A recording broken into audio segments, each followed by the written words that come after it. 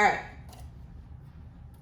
Number 4 says Helen spent an equal amount of money on each of her 6 grandchildren at the fair. If she spent a total of $350.50, how much did each grandchild get?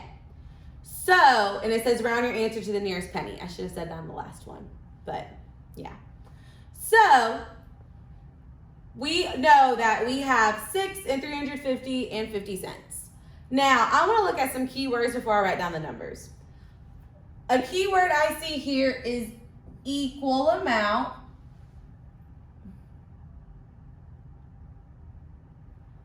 Each, and each just kind of goes for both multiplying and dividing. Total, and then each again. So I want to know what kind of math I'm doing. So she has 6 grandchildren, and she spent a total amount of $350.50 on all of them together. We want to know how much did each of her grandchildren, how much did she spend on each grandchild? So she has 6 of them. I want to know how much she spent on each of them. So how much did Bobby get? How much did Susie get? How much did Sarah get? How much did Tyler get? I want to know how much each child got. So we are going to be dividing $350.50 by 6 because I want to know how much each child got. So whenever you see equal amount, that means that's usually a keyword that lets us know that we're dividing. But you kind of like have to read the word problem a few times to figure out, okay, what kind of math am I doing? Because you don't want to accidentally multiply, because that means they each got $350.50, but that's not the case because Helen spent that much altogether. Again, I want to know how much each of her grandchildren got. So we're going to be dividing. So over here, I'm going to write like a star and put division. So we know we're dividing. So I'm going to set up my standard algorithm, have $350.50 on the inside because that's what I'm dividing. That's the number I'm spreading apart. And put 6 on the outside. Can 6 go into 3 evenly? No, it can't. And since this is the beginning of my problem, I'm going to put an X and move on to 35. Can 6 go into 35 evenly? It can. It can go into it. It can go into it 5 times. 5 times 6 is 30. Subtract. 5 minus 0 is 5. 3 minus 3 is 0. Bring down that 0. Remember, it's important to bring down the 0 or bring down whatever number's next. You can't just move on to division. Remember, our steps are divide, multiply, subtract, bring down. So you need to make sure you bring down that number or else you're going to get your answer wrong. Now, I need to figure out how many times 6 can go into 50. Now, I'm doing this based off of my basic math facts because I know the facts of 6. I know that 6 can go into 50 8 times. So I'm going to put 8. 8 times 6 is 48. I'm going to subtract. 10 minus 8 is 2. 4 minus 4 is 0. I'm going to bring down this 5. 6 can go into 25. 4 times. 4 times 6 is 24. 5 minus 4 is 1. 2 minus 2 is, 0. Bring down this 0.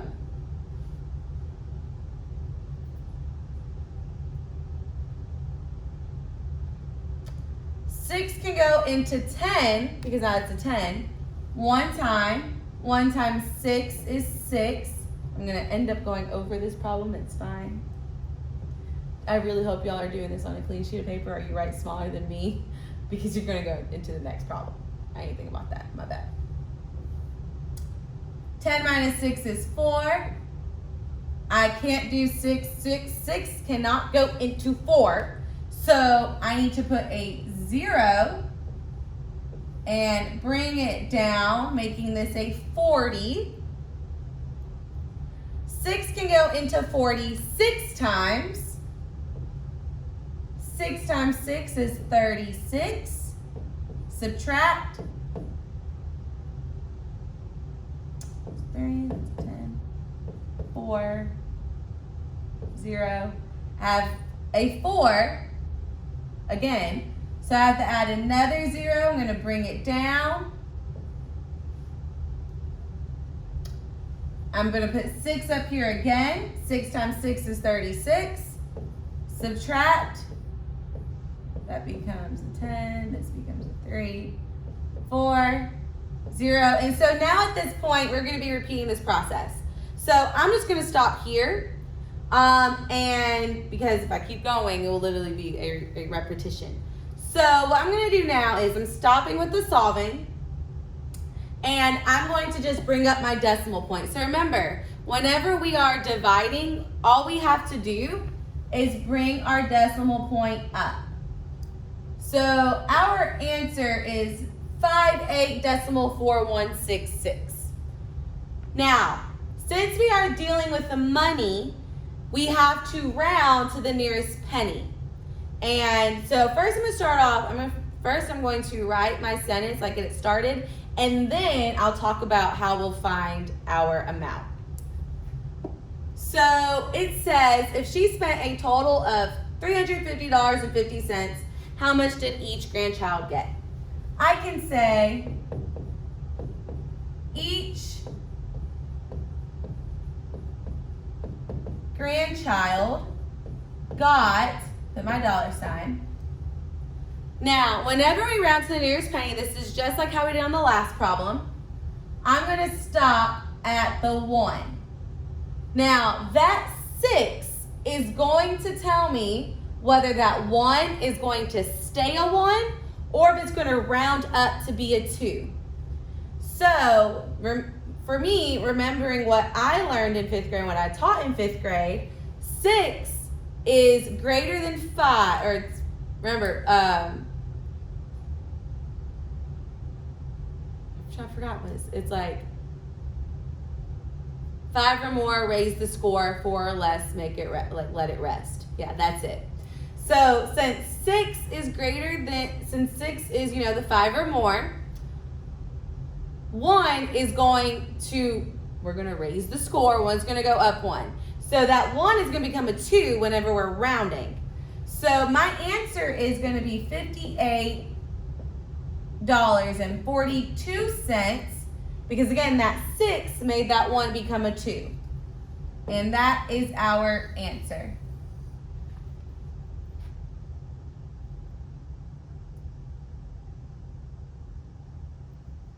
All right, so now I'm actually going to skip 5 and I'm going to do number 6, but I'm going to have to scroll. I think I can scroll up with it. Actually, I don't know.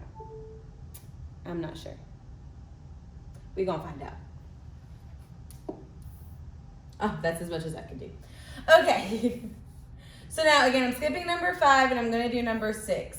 So number 6 says, an aquarium owns 2 identical tanks. Altogether, the tanks can hold 356.31 gallons of water. How much water can each tank hold? So I'm going to be looking for some keywords. So here we have altogether and each. So now y'all probably think, oh, we multiply, Ms. Ho, because it says altogether, but we're not. And I'm going to explain why. So the reason why we're not multiplying is because it doesn't ask us how much water do the tanks hold altogether. It's not asking us to find the altogether. It gives us the altogether.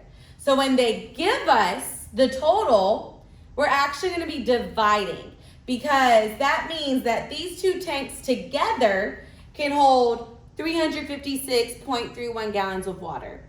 We want to know how much water can one tank hold? How much each of them can hold by themselves, not together.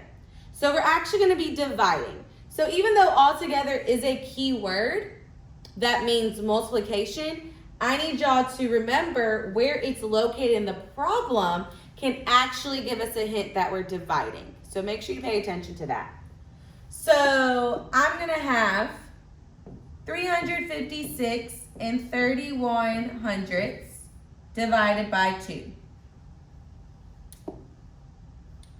2 can go into 3 one time, so I put 1 above the 3.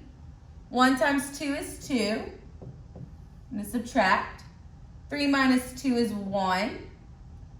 Bring down my 5. 2 can go into 15 7 times. 7 times 2 is 14. 15 minus 14 is 1. Bring down that 6. 2 can go into 16 8 times. 8 times 2 is 16. That becomes a 0 when I subtract. Bring down the 3. 2 can go into 3 one time. 1 times 2 is 2. I'm going to have to move over there. 3 minus 2 is 1. I'm going to bring down this 1. That becomes 11. I'm going to like draw an arrow over here. So I'm going to put 11 right there. This is what happens when you write big. 2 can go into 11 5 times. 5 times 2 is 10. 11 minus 10 is 1. I'm going to put a 0 over here. Bring it down. 2 can go into 10 5 times. 5 times 2 is 10. And 10 minus 10 is 0. It won't fit, but it's 0. So now I'm done solving. I've zeroed out. I don't have to keep adding zeros inside of my dividend. So now I just need to figure out where my decimal point goes to find my answer. So remember, with division, super easy. Bring up your decimal point, and that is our answer. So now I'm just going to write my answer in a sentence. So the question says, how much water can each tank hold? So I'm just going to say, each tank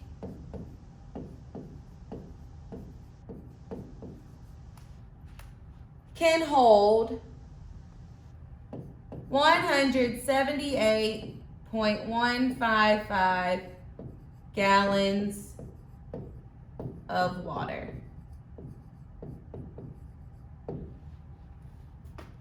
And that's our answer. We're done. So what y'all are actually going to do by yourself is, since today is Thursday for y'all, y'all are going to do 3 and 5 by yourself. I want you to take a picture of your work and send it to me either through Remind, attach it to this assignment, or you can send it to me through email, okay? So I want to see you do numbers 3 and 5. If you do that, you'll get bonus points on your test, okay? After this, you will have homework to do through quizzes, so make sure you do that. You will have a test on Friday on multiplying and dividing decimals. If you have any questions, let me know.